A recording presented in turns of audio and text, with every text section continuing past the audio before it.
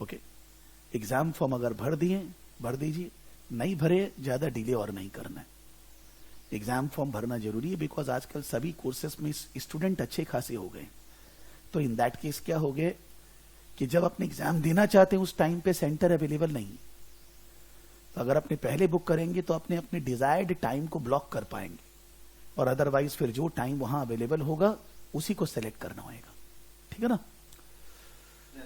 Yes. पर नहीं भरेंगे तो प्रॉब्लम यही है कि मान लीजिए आपको एग्जाम 26 फरवरी को देना है, नहीं है centre available.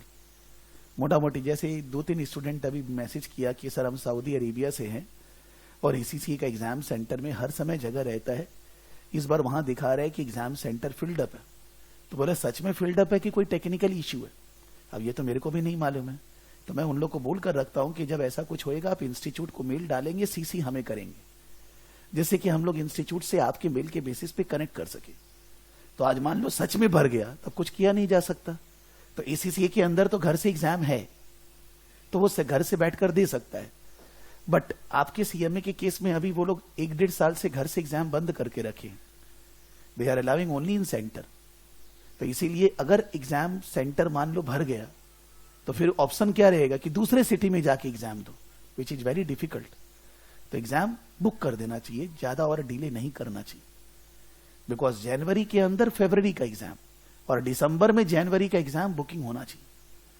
They are allowing that you can book exam later, फरवरी में भी बुक कर सकते हैं, लेकिन नहीं करना चाहिए। बिकॉज इन दैट केस होएगा क्या, आपका जितना डिले होएगा ना एग्जाम बुक करने में, उतना दिमाग में दुविधा भी चलेगी, मेरे को एग्जाम देना है नहीं देना है, देना है नहीं देना है।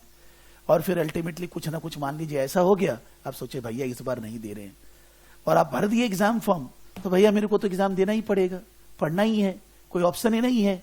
तो इन दैट केस आप एग्जाम बुक कर पाओगे और पढ़ पाओगे, प्रॉब्लम होएगी ना तो भी मैनेज कर पाओगे। तो इसीलिए कमिटमेंट एग्जाम फॉर्म बुक करने से आएगा, नहीं बुक करेंगे तो नहीं आएगा। दूसरा, ऐसा कोई बहुत ज्यादा चेंज नहीं हो रहा है, ये पुराने सिलेबस में जून तक ही एग्जाम हो रहा है। फिर उसके बाद वो लोग कुछ पार्ट 1 के अंदर प्रोसेस कॉस्टिंग वगैरह गायब कर रहे हैं, कुछ आईटी एरिया और लेकर आ रहे हैं। तो चेंज सिलेबस में जाने से एज सच बहुत बड़ा प्रॉब्लम नहीं है, बट फिर भी जब अपने ओल्ड सिलेबस में है उसी में निकाल ले, खत्म हो जाए कि एक पार्ट फरवरी में दूसरा जून में, तो हमको नया सिलेबस में नहीं जाना पड़ेगा। बिकॉज कुछ तो चेंज आएगा ना, 5-7-10% जो भी। तो इन दैट केस कुछ नया आया, कुछ पुराना निकाल, जो निकाल दिए वो ठीक है भाई, नहीं पढ़ना है, लेकिन जो नया आएगा वो अलग से स्टडी करना पड़ेगा। So it is advisable student लोग एग्जाम, जो लोग भी अभी पढ़ रहे हैं, जून 2024 तक सीएमए यूएस कंप्लीट कर लें, ठीक है ना। और जो पढ़ना है मन से, कॉन्सेप्ट से, याद करने का कुछ नहीं है। अगर थ्योरी भी है, रिस्क मैनेजमेंट पार्ट डी, कोई लर्निंग नहीं है। आप सोचेंगे मैं मगअप करके निकाल लूंगा, नहीं होएगा।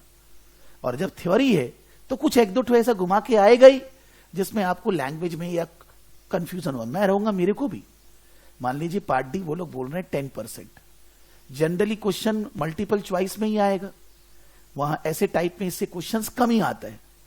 तो आप समझ लीजिए कि 100 क्वेश्चन में 10 क्वेश्चन, 10 में 6 एकदम कॉन्फिडेंस में, आप 4 में थोड़ा बहुत कॉन्फिडेंस हिला रहेगा, 1-2 फिर भी मोटा मोटी कर ली, लेकिन 1-2 तो एकदम ऐसा लैंग्वेज रहेगा जो लगेगा यार इसको सॉल्व कैसे करें। तो इस केस में जो उनका सपोर्ट पैकेज है वहां बहुत ज्यादा क्वेश्चंस है नहीं, मोटा मोटी कुछ 15 क्वेश्चंस है। तो थोड़ा सा हॉक से क्वेश्चंस करें।